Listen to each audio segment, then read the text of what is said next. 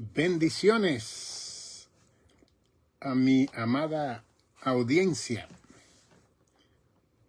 que me ven a través de estos medios de comunicación. Le habla el reverendo doctor, pastor Nicanor González.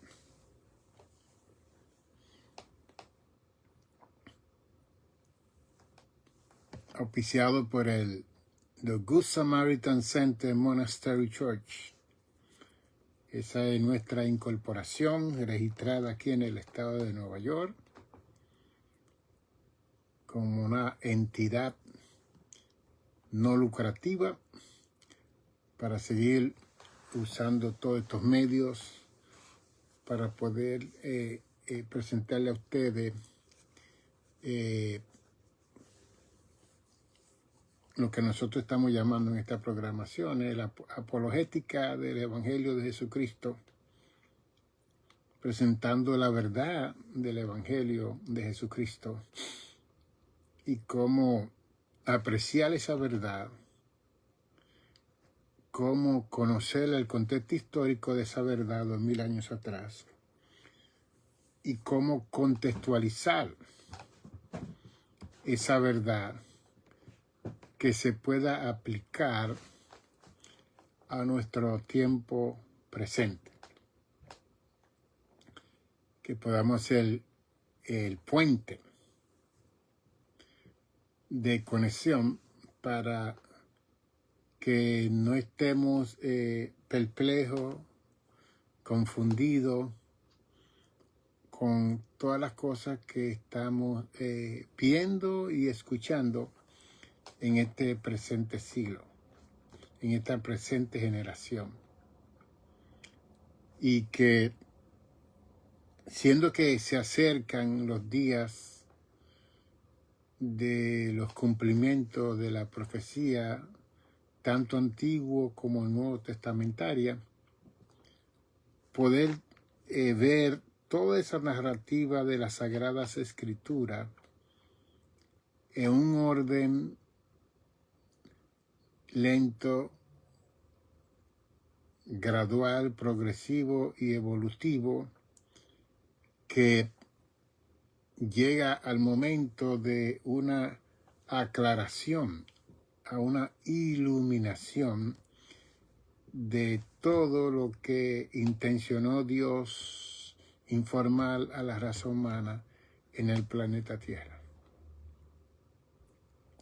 Y estamos conversando con ustedes después de 44 años de pastor en una sola iglesia, dedicado con todo el tiempo de mi vida existencial. Duré más de pastor que mi propia existencia de vida en relación a hacer eso solamente única y exclusivamente. Y que llegó un momento de retiro 2 años atrás y que estamos orando a Dios para que nos siga ubicando en la otra trayectoria ministerial. Porque todos los hombres y mujeres de Dios pasamos por trayectoria. Entramos en diferentes fases. Y en nuestras vidas ocurren cosas inesperadas, inexplicables, cosas que no estaban en el programa de nosotros, pero sí estaban en el programa de Dios. Y que ahí se aplica Romanos 8:28, que a los que aman a Dios, todo obrará para bien. Esto es lo que conforme al propósito de Dios han sido llamados. Así que Dios me dio un llamado en mi edad de la adolescencia al ministerio pastoral. Y el ministerio pastoral tiene su función específica, que está en Efesios 4:11 en adelante, que el pastor tenga que ser un pastor de ovejas y un maestro de ovejas, pastores y maestros, aparte de los otros ministerios dados en aquel entonces. Y que en primera de Timoteo, capítulo 3, habla del ministerio de los episcopos, le llaman en aquel entonces, o el ministerio pastoral. Ahí establecen las condiciones para uno ejercer el ministerio pastoral. Y que en el ministerio pastoral están todos los ingredientes para discipular a una congregación, a un grupo de personas, para seguir en la continuación de la administración del Evangelio por todo el mundo. Porque específicamente Jesús en Mateo 28, 19 dijo: id y haced discípulos a todas las naciones del mundo. Así que el Evangelio tiene una intención local y una intención global. Y que usualmente el Evangelio no comienza con una intención global. Siempre comienza con una localidad, un territorio, un espacio, una ubicación donde se ministra la palabra del Evangelio, y después, cuando está diseminada en esa comunidad, ocurre que dentro de esa comunidad van a haber personas que van a ser llamados a salir a la otra comunidad adyacente a la comunidad donde está la casa de oración. Y así sucesivamente. Estados Unidos se compone de 50 estados. 50 estados. Y en esos 50 estados nosotros cubrimos 3.000 millas de tierra. Y en esos 50 estados hay hoy en día 330 millones de habitantes. Bien. Cuando comenzó esta nación 249 años atrás, apenas había 1, 2, 3 millones de personas ya para el 1776, cuando esta nación se liberó de la corona imperial de Inglaterra. Ya para el 1795 habían de 4 a 5 millones de personas aquí en esta nación. Y cuando se fue dando a conocer esta nación al mundo, entonces toda Europa mayormente comenzaron a emigrar aquí a los Estados Unidos. Y hoy en día no tenemos tanta migración de Europa, porque Europa tiene su propio continente europeo y ellos han creado su propia moneda, el euro, y ellos han creado una asociación de Liga de Naciones o una confederación. Pues en aquel entonces, precisamente los europeos huyeron de Europa a América por la persecución religiosa que ellos tuvieron en Europa. Y tomaron sus barcos y vinieron aquí a los Estados Unidos, que apenas esto no era los Estados Unidos, eran colonias. Para el 1776 habían 13 colonias y 2 o 3 millones de habitantes. Los franceses se unieron con los americanos que estaban aquí para pelear en contra de los ingleses. Y en el 1776, pues, Estados Unidos se convierte en un país libre del reinado de Inglaterra.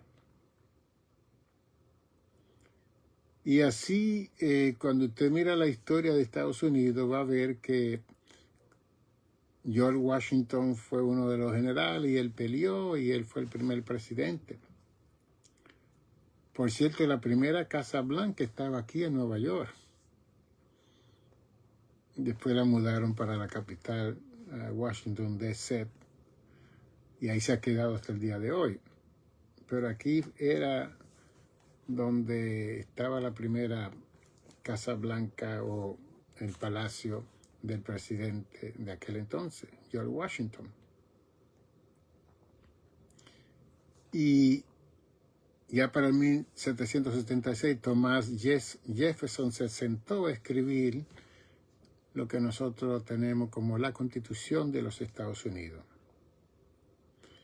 Y él con un grupo de personas escribieron 27 enmiendas. Y cada enmienda de esa, cada resolución de esa, establece lo que nosotros llamamos el programa de democracia, que hasta el día de hoy ha prevalecido aquí en los Estados Unidos. A diferencia de todas las nacionalidades que han tenido dictadores totalitarios, han tenido personas que han querido tener control total de los pueblos que habitan estas naciones. El programa democrático que se estableció por Thomas Jefferson en la Constitución y lo demás de aquel entonces estaba muy fundamentado en el libro de Éxodo. Cuando usted lee la Constitución de los Estados Unidos y lee el libro de Éxodo, Levítico, Deuteronomio, los 5 libros de Moisés, de Génesis a Deuteronomio, va a haber muchos incisos en esa Constitución que tienen que ver con la Biblia. Porque los peregrinos que vinieron de Europa eran cristianos, amaban a Dios.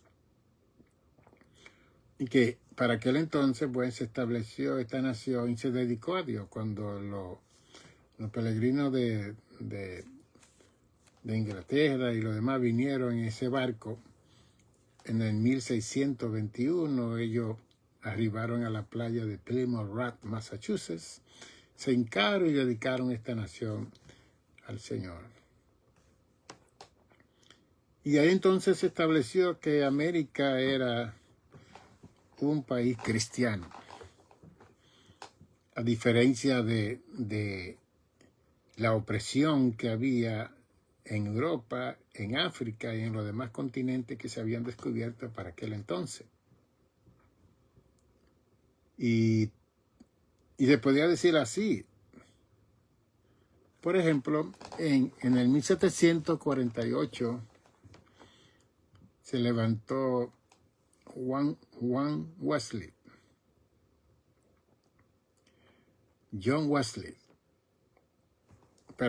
y él comenzó a enseñar a toda la gente que estaban ubicados en esas 13 colonias. Y él lo que trajo fue una concientización de la realidad de Dios en la vida de las personas que vivían en esas 13 colonias. 1748.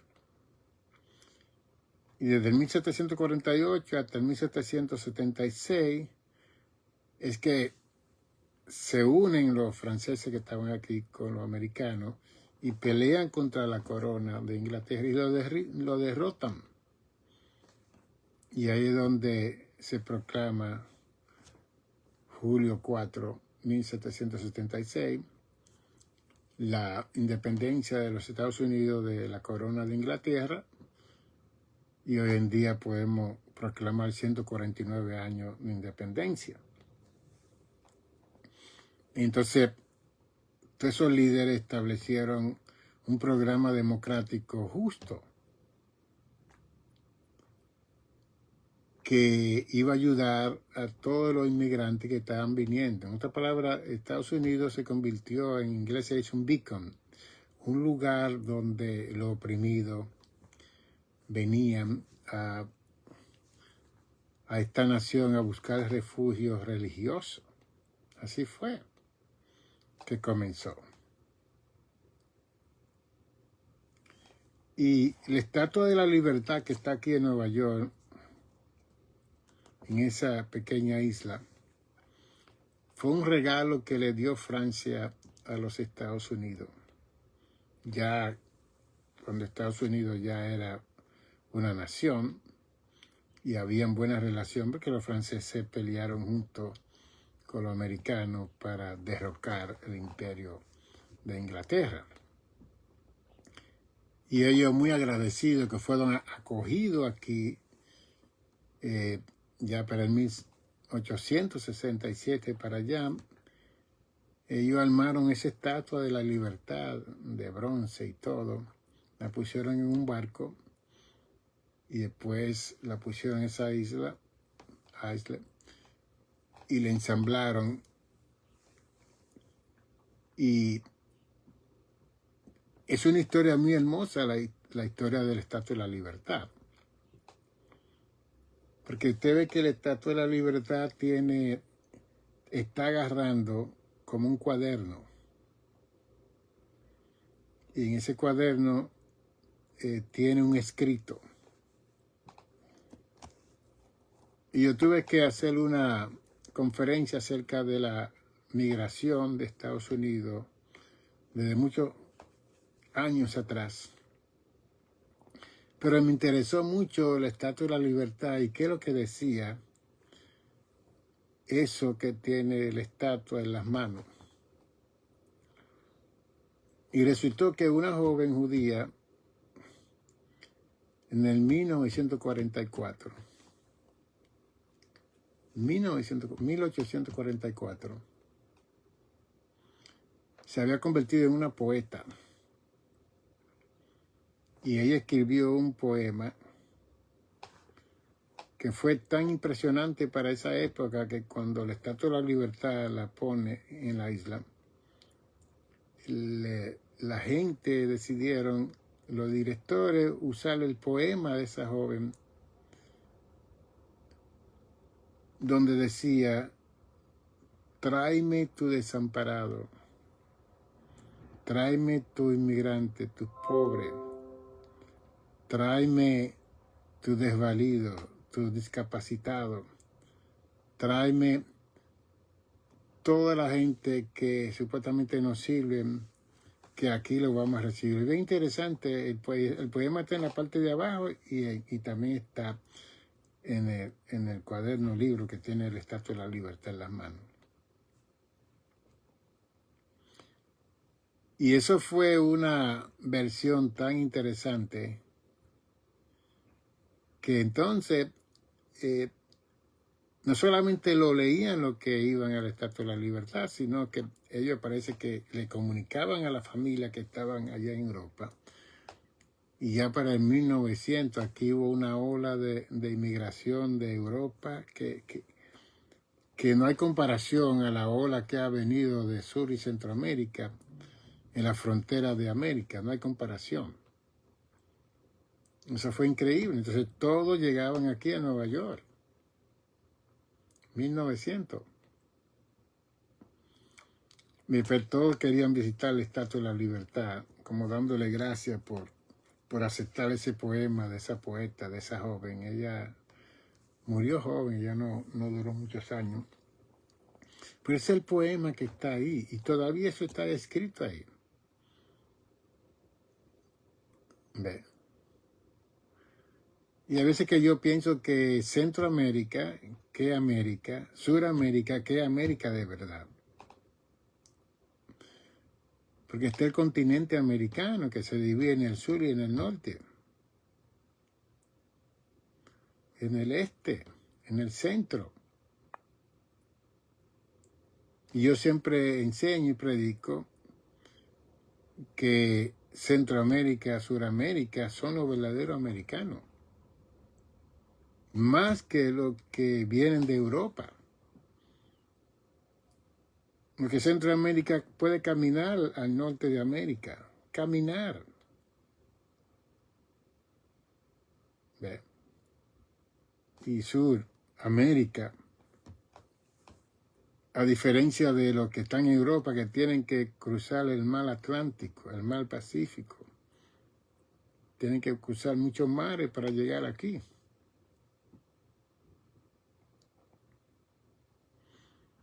Y yo le digo siempre a los centroamericanos, suramericanos, que si van a Europa y les preguntan, ¿de dónde tú vienes? De América. Y están hablando la verdad. No, de América, sí, porque nosotros somos del continente americano, que está dividido en el sur, en el norte, en el este, en el centro.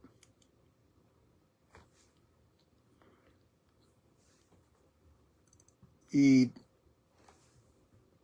nosotros hemos tenido tanta complicación en este periodo de tiempo que está transcurriendo en medio de nosotros con la situación de inmigración, especialmente a la parte norte. Porque la parte norte se hizo más grande que el sur y el este y el centro. Pero se hizo así por causa de los recursos del este, del sur y del centro. Porque Centroamérica, Suramérica, son naciones que producen alimentos, producen recursos que han venido a Norteamérica. Y la gente que han dirigido América han sido europeos, descendientes de europeos,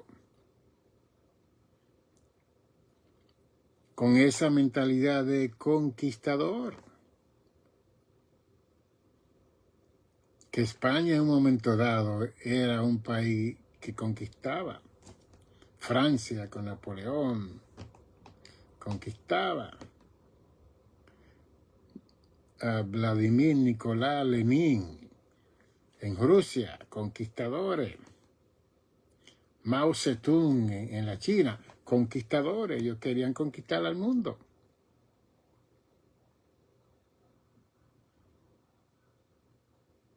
Los chinos vinieron para ese tiempo, casi llegando al 1900, y ellos fueron los que fueron usados para correr todo el ferrocarril de esta nación, especialmente en esa área de California. Ellos pusieron todo esos hierros que nosotros vemos. Todos esos túneles que nosotros tenemos aquí en Nueva York, de los trenes, eso lo diseñó un francés. No fue un americano, fue un francés que diseñó todo. Lo único es que se olvidaron de ver acerca del acueducto y cuando llovía, cómo se podía evitar que el agua entrara. Y hoy en día están evaluando eso, que se hizo sí los trenes, se hicieron las cuevas, se hicieron todo, pero no hubo una prevención de si venía un diluvio, un aguacero.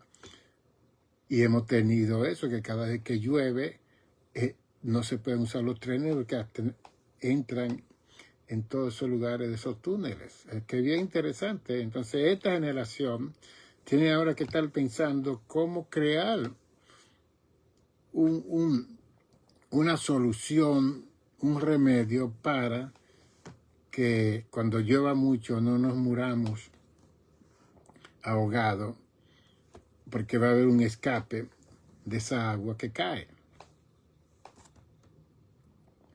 ¿Qué le estoy diciendo con todo esto, conversando con mi audiencia?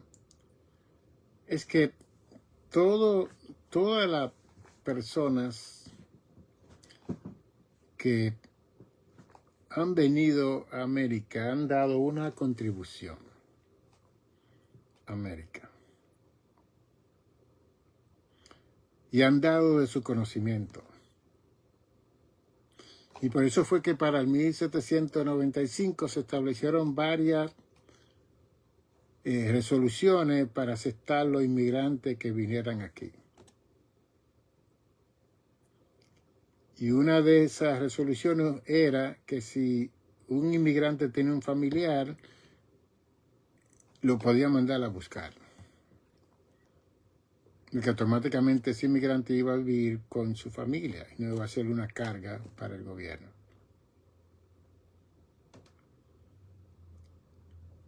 La otra encuesta o resolución que pusieron fue que si había una dictadura, un totalitarismo como hubo en Alemania, que podían emigrar aquí a los Estados Unidos y le daban auxilio político a esta persona porque estaban siendo perseguidos por el sistema en sus países. La otra resolución, fueron 4, la otra resolución, esta era el número 3, era que si la persona era un científico, un maestro, una persona que iba a aportar a la sociedad en los Estados Unidos, le daban la visa y su residencia para que se quedara aquí en esta nación. Y la otra era que un europeo se casaba con una americana y entonces la esposa o el esposo mandaba a buscar a su esposo o su esposa y lo dejaban. 4 cosas se presentaron. Eso está en la Constitución. Nada de eso hoy en día se está cumpliendo. Hay otra esfera crítica porque no se está leyendo como yo estoy presentando, que la iglesia ha dejado de leer la Biblia. La nación de los Estados Unidos ha dejado no solamente de leer la Biblia, sino también la Constitución, que tiene un programa democrático muy equitativo, muy justo para todas las personas que vienen a este lugar. Entonces estamos viendo una generación de congresistas, de senadores, jóvenes, mayores, que están más pensando en sus posiciones y su largura de día que van a estar y cuánto van a conquistar de dinero, que la necesidad de su constituyente. ¿Ve? Y eso es lo que estamos viviendo hoy en día aquí en los Estados Unidos. Y por eso es que tenemos la crisis que tenemos, porque hay una falta de conocimiento. En Oseas 4:6, en este libro yo basé en mi libro, Movimiento y Concepto, en ese verso. Mi pueblo perece por falta de conocimiento. Y yo hice una tesis doctoral, pero tengo el libro Movimiento y Concepto donde explico al profeta Oseas por qué Oseas habló de eso.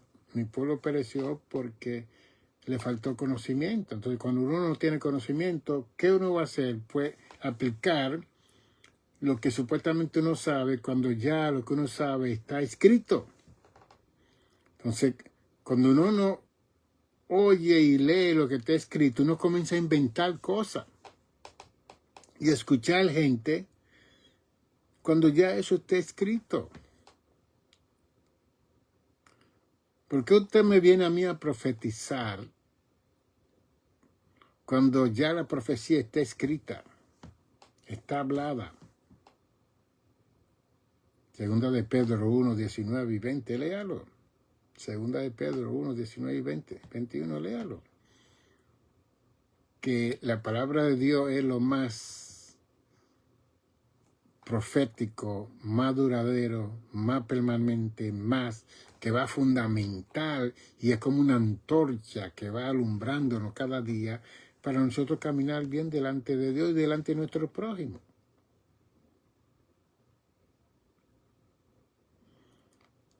Cuando Thomas Jefferson comenzó a escribir la Constitución en 1776, ya para 1784 es donde hay una declaración completa de la independencia de Estados Unidos de Inglaterra.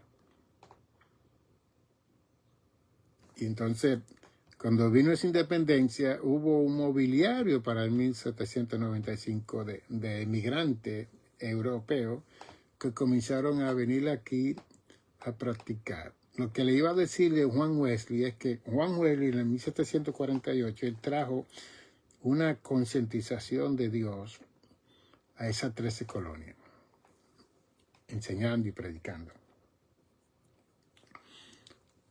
Estados Unidos se liberta en 1776.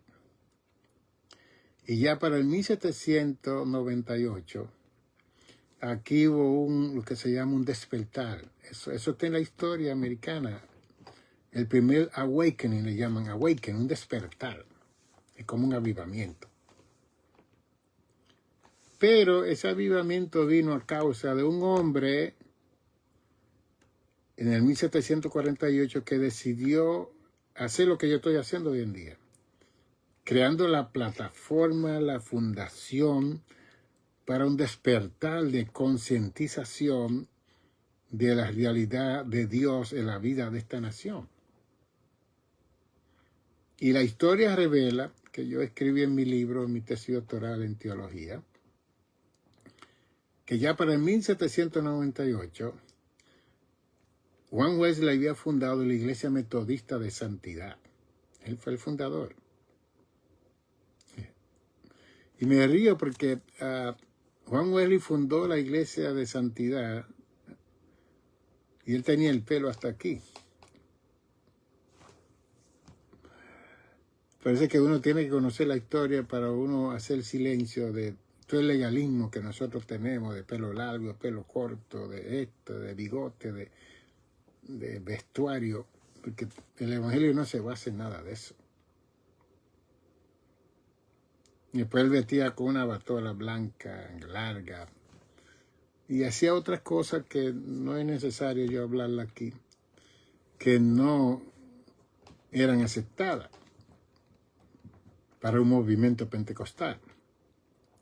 Pero mire lo que sucedió. Él crea la concientización de Dios en las 13 colonias. Nos liberamos de la corona de Inglaterra y establecemos que esta nación iba a ser una nación cristiana, religiosa, temerosa de Dios. Y la iglesia metodista que él fundó, de 5 millones de habitantes que habían ya para esa época, 1798, la iglesia metodista de él creció a 1.500.000 personas, de los 5 millones que habían de habitantes en esta nación. Y después siguió la iglesia bautista, que son la iglesia histórica de esta nación. Ellos crecieron a 900.000 miembros. Y después siguió la iglesia presbiteriana, que creció a 500.000 miembros. Después de esa enseñanza de John Wesley, después de esa concientización que hubo en todo ese grupo de gente en esas colonias. Entonces, cuando usted calcula 900.000 bautistas, 500.000 presbiterianos, ya tenemos 1.400.000, más el 1.500.000 metodistas, estamos hablando de 2 millones, de 3 millones. Y apenas habían 5 millones de habitantes aquí en América, para ese entonces. Así que hubo una evangelización increíble para toda la gente que vivían para el 1800, cuando estaba entrando ese nuevo siglo aquí en América. Y así siguió. Moody se levantó y grandes predicadores se levantaron ya para el siglo XVIII. Y Dios usó a todos estos grandes predicadores que viajaron precisamente a Europa a ministrar la palabra de Dios. Y es como que Dios levantó a América para ser un misionero, un evangelista a las demás naciones del mundo que estaban rebeladas contra la verdad de Dios, contra el Evangelio, contra Jesucristo. Y la historia de América es una historia muy fascinante. El pueblo mexicano siempre ha estado aquí, porque el sur y el norte usted camina, la gente camina de México a los Estados Unidos. 1821, California, mexicano. Texas, mexicano. Muchos estados grandes que nosotros vemos hoy en día pertenecían al territorio mexicano. Cuando siguió incrementándose la población americana, europea, ya para el 1840 y más se reunieron y entonces pelearon contra los mexicanos y le tomaron toda esa tierra que le pertenecía a los mexicanos. Y por eso es que vemos siempre un mobiliario de los mexicanos diciendo, vamos para el norte, que esa tierra ellos se siente que le pertenece a ellos, que se la robaron. Así se sienten muchos de ellos. Bien. Entonces, no hay una concientización en lo político de nuestra época, de conocer la historia. Porque cuando usted entra en la rama política, usted no tiene tiempo para leer, sino para ver cómo yo voy a llegar a esa posición de congresista, de senador, de presidente, de juez. Porque esta nación, los padres de esta nación establecieron 3 ramas que iban a dirigir esta nación que tenían que estar separadas. ¿Bien? La ejecutiva pertenece al presidente y su gabinete. El Congreso, que es la representativa, representa a los 435 hombres y mujeres que están en el Congreso y los 100 senadores. Esa es la Cámara representativa en esta nación. Entonces está la judicial, que son los 9 jueces que son electos por el Senado. Y entonces son jueces que están ahí hasta que se mueran. No son reelectos de nuevo. Entonces cada cámara tiene que estar separada. La ejecutiva tiene que darle cuenta al Congreso, que son los congresistas y el Senado. Y cuando hay una división, como está ocurriendo hoy en día, de confusión con lo que dice la Constitución, entonces la Cámara Judicial, donde están los jueces supremos, ellos son los que van a interpretar lo que dice la letra de la Constitución. Pero hoy en día nada de eso se está llevando a cabo, especialmente aquí en los Estados Unidos. Porque ahora todo está por el partido que pertenece al juez. Si pertenece al Partido Liberal, pues entonces ese juez va a apelar por todas las cosas liberales. Si pertenece al Partido Conservativo, entonces ese juez va a liberal y hablar de todo lo que hay conservativo. Y es el choque que estamos teniendo en América. Ya no hay un neutro. No hay imparcialidad. Entonces, cuando no hay neutro, no hay imparcialidad, lo que hay es injusticia de ambos lados. Y este libro sagrado que se llama la Biblia está en un nivel secundario dentro de esas 3 cámaras, una, y dentro de especialmente la Cámara Judicial. Porque la Constitución americana se ha convertido en lo mayor que tiene esta nación.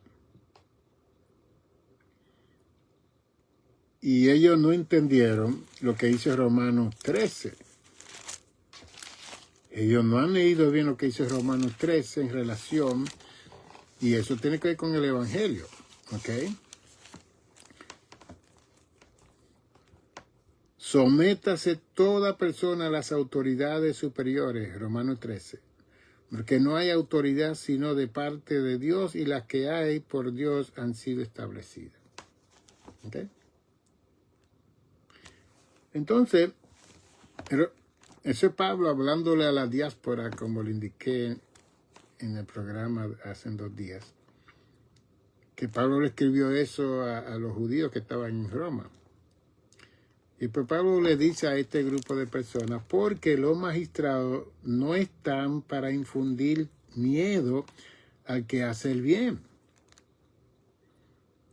Si usted tiene su papel y está legal y está andando bien, no hay que tener miedo, porque miedo en psicología representa peligro. ¿Por qué yo, si soy ciudadano americano, soy hispano, tengo que tener miedo para viajar y para andar?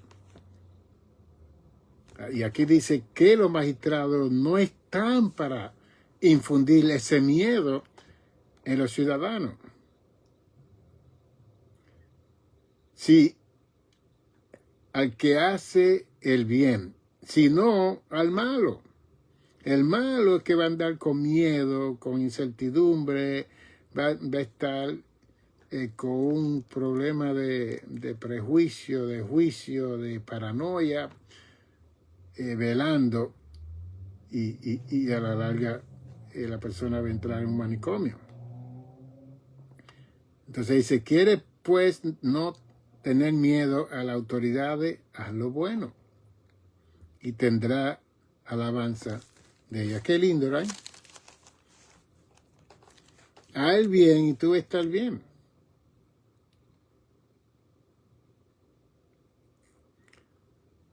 Pero los magistrados y los que están estableciendo las leyes tienen que ser leyes justas.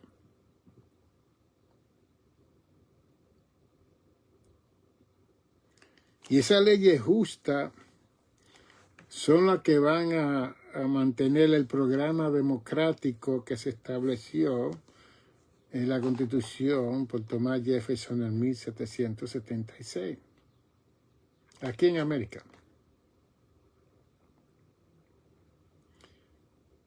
La otra parte que yo le llamo la cultura abortiva, lo que continuamente desconoce la humanidad del pecado original de Adán y Eva que cargamos cada uno de nosotros. Que cuando Pablo se confronta con esta realidad en el capítulo 3 de Romanos, Pablo dice, no hay justo ni aún uno, no hay quien entienda, Romanos 3:11, no hay quien busque a Dios, todos se desviaron a una, se hicieron inútiles, no hay quien haga lo bueno, no hay ni siquiera uno. Wow. Es Pablo hablando. Es Pablo hablando. Entonces nosotros estamos aquí en el planeta Tierra con un pecado original, que es lo que yo presento en mi libro número 11, la incomprensión del mal y la santidad de Dios. Donde yo presento que la humanidad está en una condición de mal continuo y constante. Y que el único que puede ayudarnos a superar ese mal es Jesucristo. Es el Espíritu Santo. Es la comunión, la relación, la intimidad de nosotros con nuestro Dios.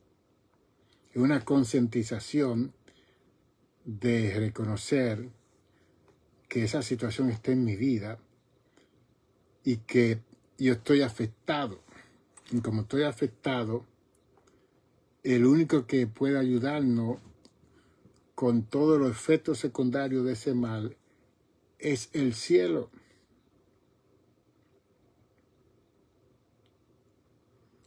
Entonces estamos en la lucha. ¿Por qué Dios puso a fulano en esa posición de presidente? ¿Y por qué Dios? ¿Por qué no? ¿Por qué no? Porque Dios escoge a sus líderes, pero también el pueblo escoge a los líderes también.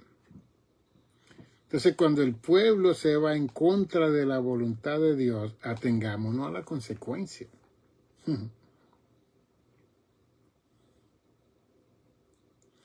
trate de ver, porque yo hice muchos papeles de todos estos dictadores y todas estas personas que han estado en los países de nosotros. Trate de ver. Mire, Nicolás, el número 1 de Rusia, era cristiano.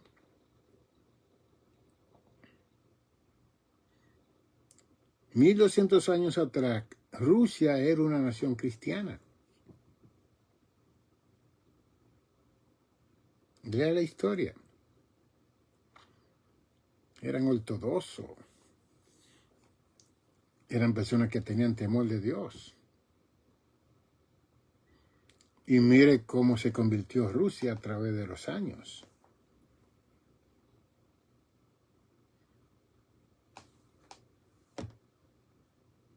Un hombre se sienta, escribe su tesis doctoral en la universidad, Karl Marx, 1886 para allá, y escribe el Manifiesto Comunista. Y escribe 3 palabras para establecer el Manifiesto Comunista: la tesis, la antitesis y la síntesis, que fueron las 3 palabras dentro de ese sistema que él determinó establecer en Rusia. La tesis era el programa presente. La antitesis era lo que iba a contrarrestar la tesis.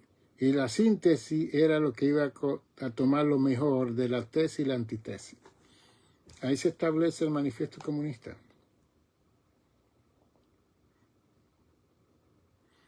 Y después Karl Marx declara que la droga de los pueblos es la religión. Y Karl Marx era hijo de un rabí judío. Y cuando Karl Marx salió con esta filosofía comunista de no creer en Dios, su papá dijo que su hijo se había endemoniado, el rabí.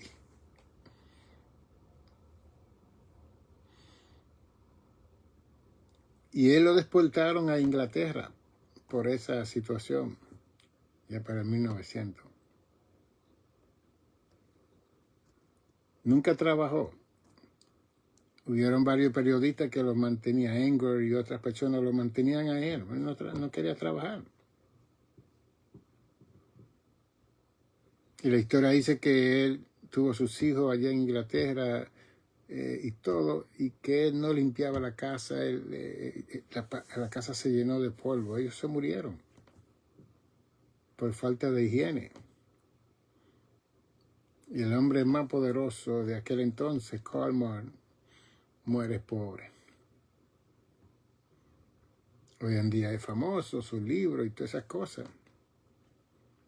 ¿Y quién tomó la tesis doctoral de él y toda la información? Nicolás Vladimir. Le gustó tanto eso que él entonces en el 1917 arma la guerra de los bolcheviques, donde él establece ese orden para establecer ese sistema en Rusia. Porque Karl Marx, cuando él escribió su manifiesto comunista, él pensó que eso no iba a funcionar en Rusia, porque Rusia tenía un sistema de feudalismo. El feudalismo era de gente que eran terratenientes, que eran dueños de la tierra. Él nunca pensó que ese sistema iba a funcionar en Rusia. Él pensó en Francia, en Estados Unidos, que eran naciones capitalistas, que necesitaban ese sistema. Y para el resultado, se arma la guerra del bolchevique en 1917, que ahí mismo también estaba la Primera Guerra Mundial, que comenzó en el 1914, cuando mataron al archiduque de Bruselas. Se armó la Primera Guerra Mundial. Después viene una guerra dentro de la nación de Rusia. En 1918 viene la plaga de Spanish Flu. El que recibía esa plaga se moría en 24 horas. dejó millones y millones de gente muerta.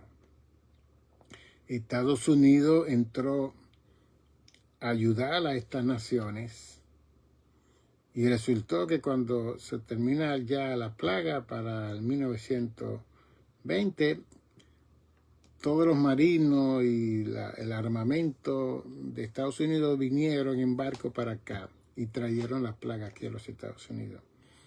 Ellos arrimaron a la playa de allá de Massachusetts, al puerto de Massachusetts, y cuando salieron todos esos soldados, todos estaban contaminados con Spanish flu.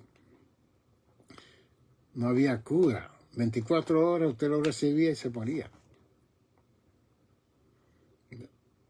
Así que mientras estaba todo eso, estaba un joven que nació en Austria y se crió en Alemania, Adolfo Hitler, que comenzó un movimiento en contra de los judíos y fue llevado preso por sus ideales. Así que cuando uno mira, después en el 1920, Joseph Smith toma el poder de Rusia como líder máximo y mata 20 millones de rusos para establecer el manifiesto comunista en ese país. Si nosotros hubiéramos vivido en ese periodo de tiempo, hubiéramos visto que ese era el tiempo para Cristo venir a la tierra.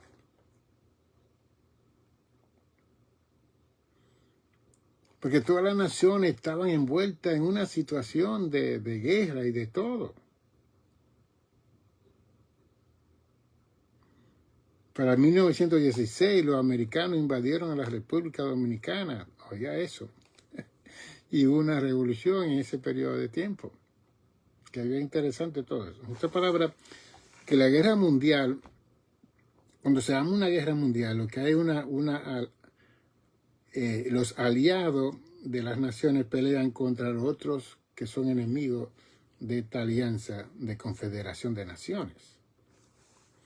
Estoy dando bastante información para que puedan entender que hoy en día estamos viendo a Israel peleando con Irán,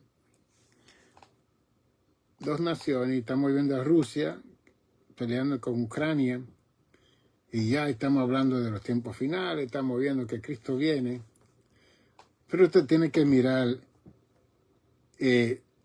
esa década del 1900 en adelante. Tiene que mirar eso para que usted vea. Si usted hubiera vivido en el tiempo de Adolfo Hitler, usted hubiera dicho que Adolfo Hitler era el anticristo. Porque persiguió a los judíos, mató a 6 millones de judíos y le puso una marca que hasta el día de hoy los judíos tienen esa marca, un número, en Alemania. Así que hay que tener cuidado con toda la gente que hoy en día están saliendo en las redes diciendo que aquel es el anticristo, que este es el otro el anticristo. Pero si usted lee la historia, usted va a ver que hubieron peores momentos que lo que estamos viviendo nosotros hoy en día, para que usted no ande asustado y amedrentado y que viva su vida en paz, tranquilo, y que cumpla con lo que dice el Salmo 46:10, está quieto y conocer que yo soy Dios, seré exaltado y enaltecido entre las naciones, punto.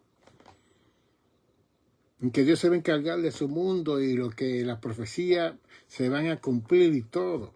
Y no estar oyendo a todos estos brujos y espiritistas y santeros y adivinos y los soñadores que yo me soñé que van a matar al presidente, que van a destruir esto, que van a... Por favor, todo eso va a venir. Todo eso va a venir en un momento dado. La iglesia tiene que mantenerse predicando el Evangelio de Jesucristo. Nosotros tenemos el mensaje más poderoso, transformador, de acuerdo a Romanos 1:16. El Evangelio es poder para transformar a los seres, es mayor que la política, que posiciones. Yo tengo personas que me han dicho, doctor, ¿y por qué usted no corre para presidente de su país? Digo, ¿por qué yo me voy a rebajar? Yo tengo el mensaje más poderoso del mundo, el Evangelio. Corra para senador. Usted es popular. ¿Por qué me voy a rebajar para posiciones políticas? La Biblia me enseña que el que entra en los negocios del Señor no se enreda con la cosa del mundo. ¡Auch! Y eso es lo que está sucediendo hoy en día.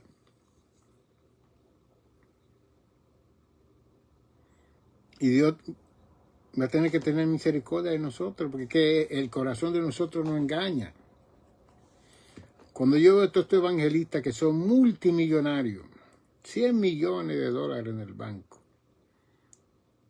una casa de millones de dólares con todo, después va al estacionamiento y tienen como 30, 40 carros de miles y millones de dólares cada uno. ¿Para qué?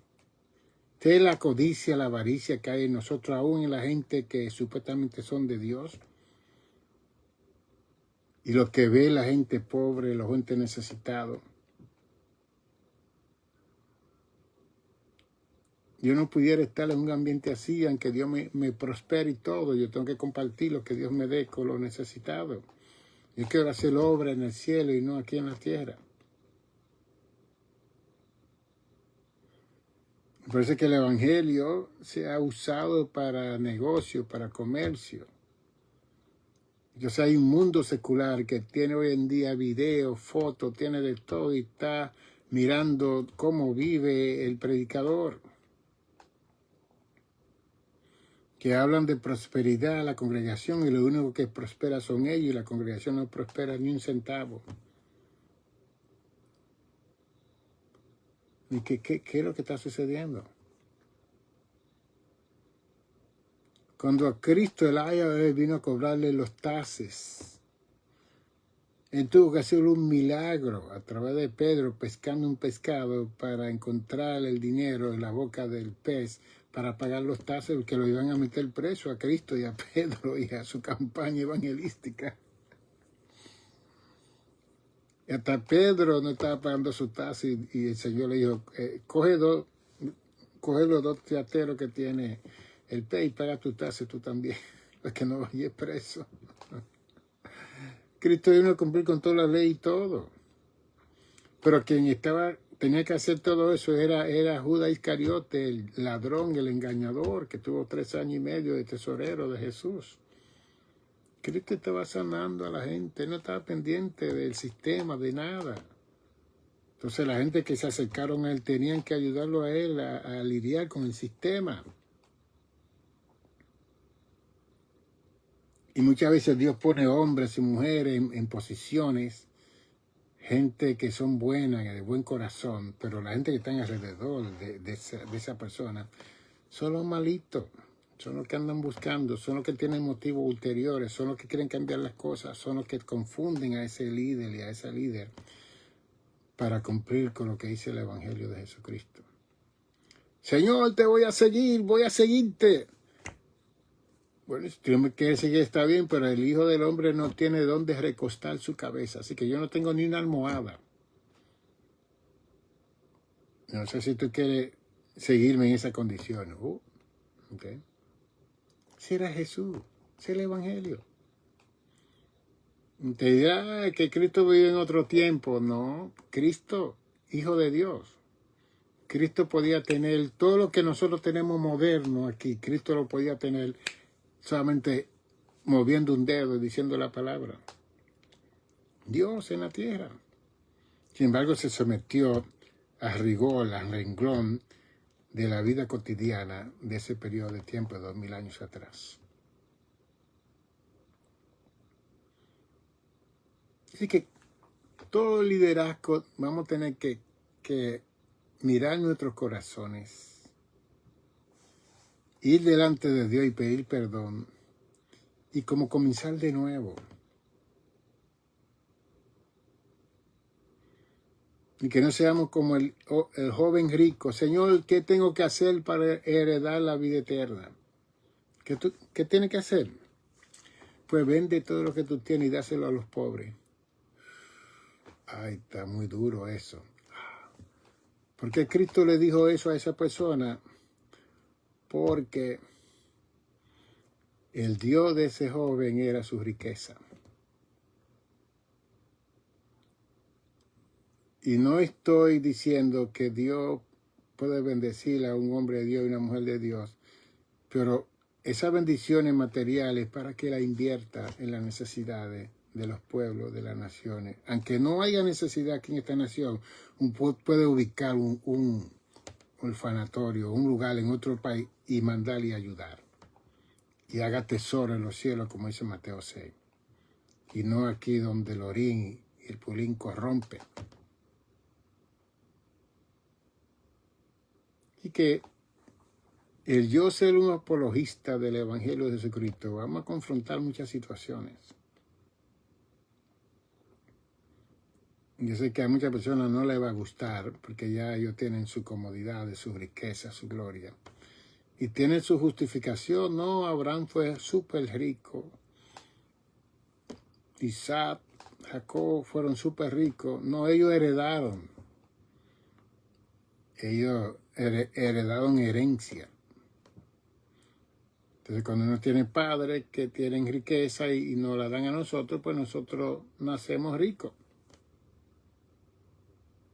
Pero a cada uno de nosotros nos van a llamar para ver qué hicimos con esa riqueza y esa gloria que Dios nos dio a cada uno de nosotros. Así que hoy recorrimos bastante historia y que cada una de ellas tiene un conocimiento específico de lo que yo quiero decir a ustedes. Este libro, mándelo a buscar en Amazon. ¿Cómo te lo busca? Ponga Reverendo Dr. Nicanor González, Amazon, La incomprensión del mal y la santidad de Dios. The Incomprehension of Evil and the Holiness of God. Está en inglés también. Quizá usted puede comprarle eso a sus hijos, a sus nietos, si son personas más mayores, porque está en inglés para que estos jóvenes, hay 146 páginas aquí, con bibliografía y una información de este siervo de Dios en español, en inglés, para que oigan cómo se interpreta el mal en la mente de un hispano, bíblica y teológicamente. Que otra cosa que nosotros teníamos era que no habían escritores religiosos, especialmente pentecostales. No habían. Hoy en día Dios ha levantado una pleyade de hombres y mujeres que estamos escribiendo enseñanza hispana para el hispano. Porque cuando uno oye una enseñanza de otra cultura que no sea justa, que no haga justicia, es un problema. Bien. Por eso es que tenemos que tener a Cristo en el corazón, la mente del Señor Jesús, para ser equitativo y ecuánime con todos los seres humanos de la tierra, sin excepción de personas. Y esta es la nación más dividida que hay en el mundo, con todas las nacionalidades que hay y el favoritismo que hay. Iglesias que tienen una nacionalidad solamente y cuando vienen otras nacionalidades lo desprecian. Eso es pecado. Iglesias que tienen su liderazgo de una nacionalidad cuando hay otra nacionalidad de ahí que deben también participar del liderazgo de esa congregación. Distrito, movimiento, concilio, denominaciones tienen esa situación.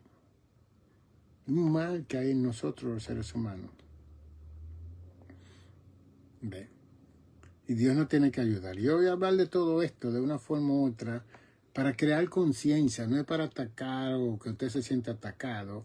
Es para que usted se vea a sí misma, a sí mismo y trate de ver. Mientras yo era pastor del templo pentecostal de Dios viviente, yo siempre le hablaba a mis oficiales que hay que incluir a las otras nacionalidades que estaban en mi congregación. Que si el grupo es de una nacionalidad y vienen otras nacionalidades y esas personas que vienen están dando fruto, que también corran para posiciones, para oír otra perspectiva.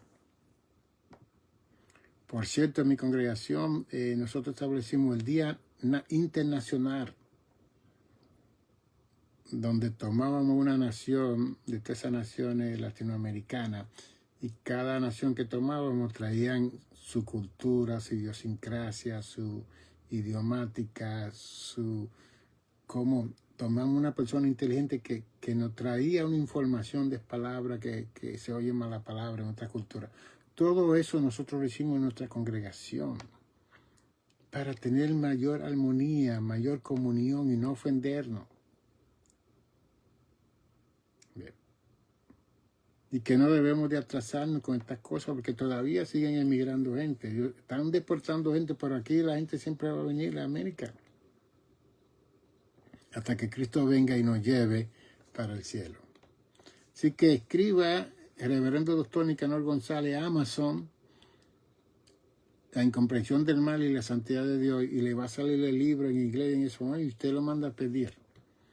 En mi hogar yo tengo alguno que puede, si anda por aquí, puede venir aquí a comprarlo también. Me llama al 646-755-1290. 646-755-1290. Si quiere ver todos estos 10 libros que tengo aquí, más este que son 11, me escribe a Nicanor55, ese es mi email, nicanor55@gmail.com. Nicanor55@gmail.com. Me escribe ahí, yo veo su email y yo le voy a mandar el menú de toda la conferencia que tenemos de salud mental, de 80 minutos de información, cómo mantener la autoestima saludable, cómo conocer los síntomas de la depresión. Hay 18 conferencias de matrimonio de todas las clases que hemos dado y están en CD, que todavía te puede comprar un CD pequeño y oírlo en su casa. Hay carros que todavía tienen CD. Yo sé que todo eso se está cambiando, pero use ese material. Nicanor55@gmail.com. Me dice, dígame hello, mándame el menú, doctor, y yo se lo mando para que vea. Y después usted pone los números de las conferencias y los libros que quiere, y si podemos hacer un paquete y mandárselo al país que sea, al estado que sea, o usted viene aquí a mi hogar y se lo lleva. ¿Ok? Bendiciones, salud. Mañana estaremos ya por la tarde cuando toda la gente salga de su servicio, que no quiero hacer competencia con ninguna iglesia. Cuando tenga que salir el domingo a predicar en alguna iglesia, pues lo haríamos más tarde. Pero por la tarde, a las 4 o las 5 por ahí, podemos entrar con ustedes para seguir dialogando con esta historia y estas cosas que necesitamos conocer. Porque otra cosa que yo he visto es que el hispano viene aquí a hacer dinero y no conoce las leyes de este país. Y a la larga pierde todo lo que ha acumulado. O lo deportan o va preso porque comienzan a hacer cosas incorrectas. Y aquí este es un país de leyes, como los demás países del mundo, pero ahora se está ejecutando más las leyes más que nunca. Y quiero prevenirle a usted a través del Evangelio. Dios le bendiga, Dios le guarde. Le habló Nicanor González.